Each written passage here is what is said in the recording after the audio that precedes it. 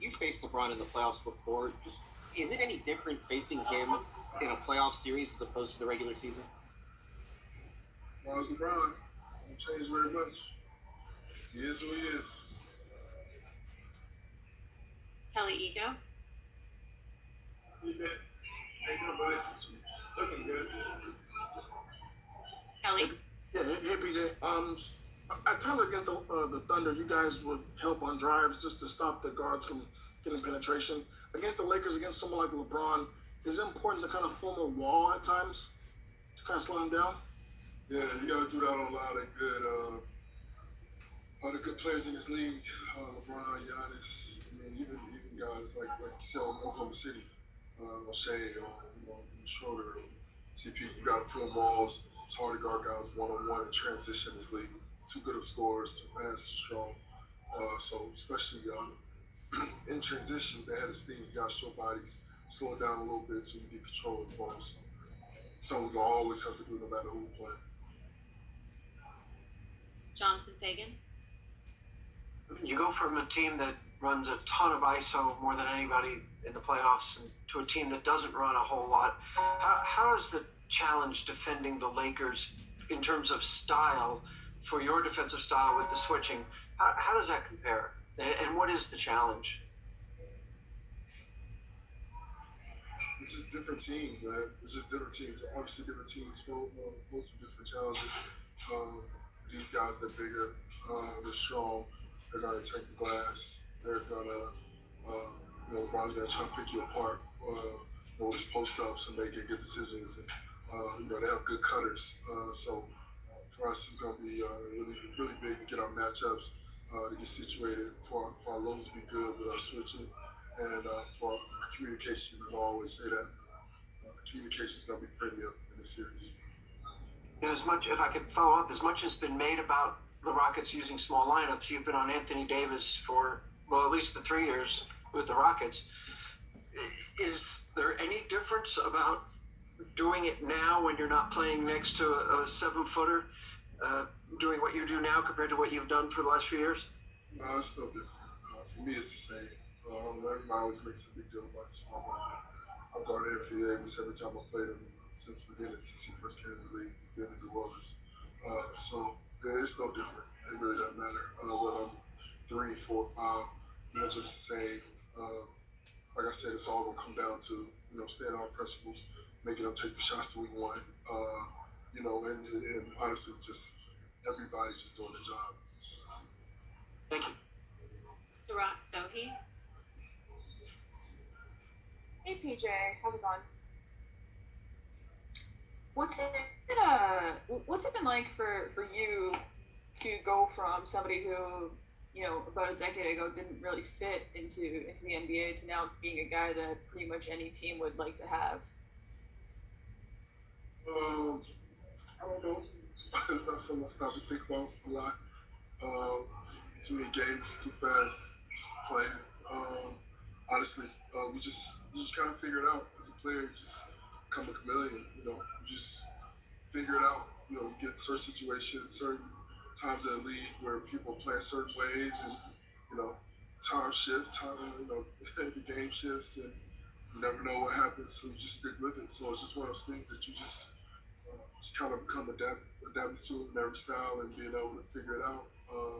You didn't tell me I was going to be playing center for the Rockets this year. 3 years ago, I probably laughed at you. It happens, and we keep it moving, and we figure it out. And then it's just one of those things you always have to do to be able to be around. It's 15th year, so to be around that long is something you got to figure out, be able to stick. Mark Berman.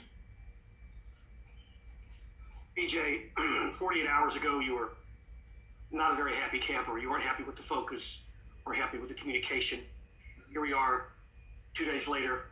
How would you describe what your mindset is? What are your emotions? How are you feeling going into this series against the Lakers? Honestly, it's a fast switch up from last night, on emotion last night, on the energy last night. To have to wake up early today and get right to think about the Lakers and figure out what we're going to do in our game plan against them. So it's a quick transition, but it's something that everybody in the league's having to do, switch the series. So honestly, for us, it'll be lot of the same things we did during the season. We like our switching with their lineups.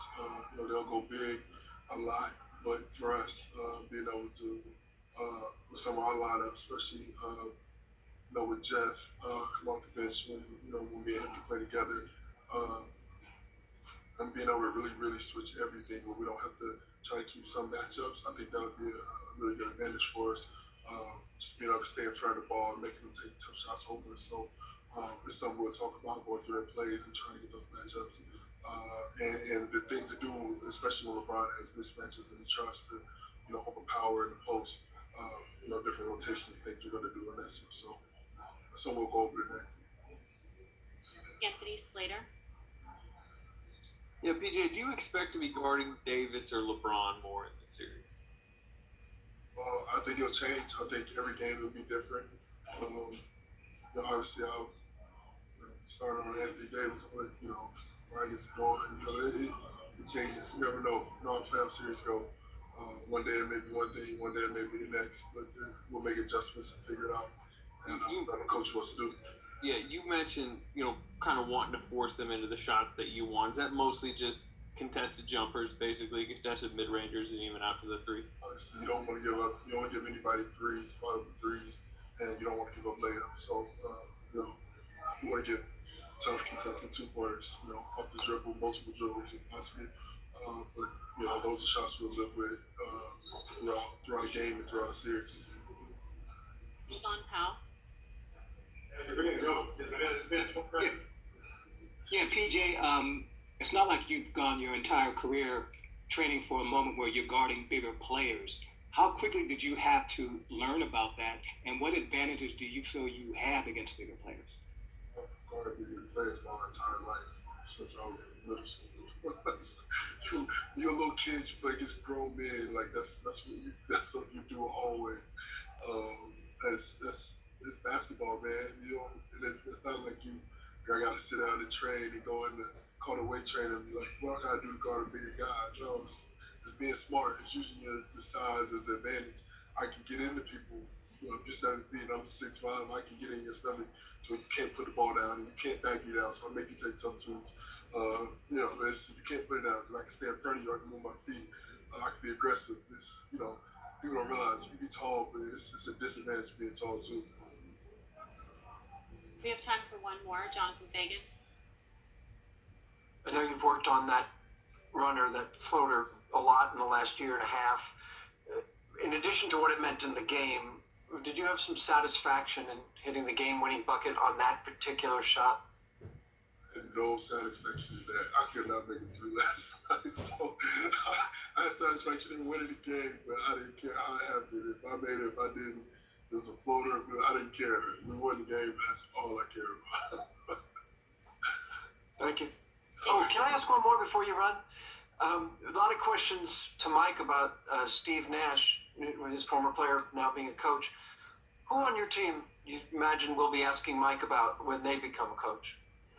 On this team? Nobody. Don't worry about that. That's the last thing you got to worry about on this team.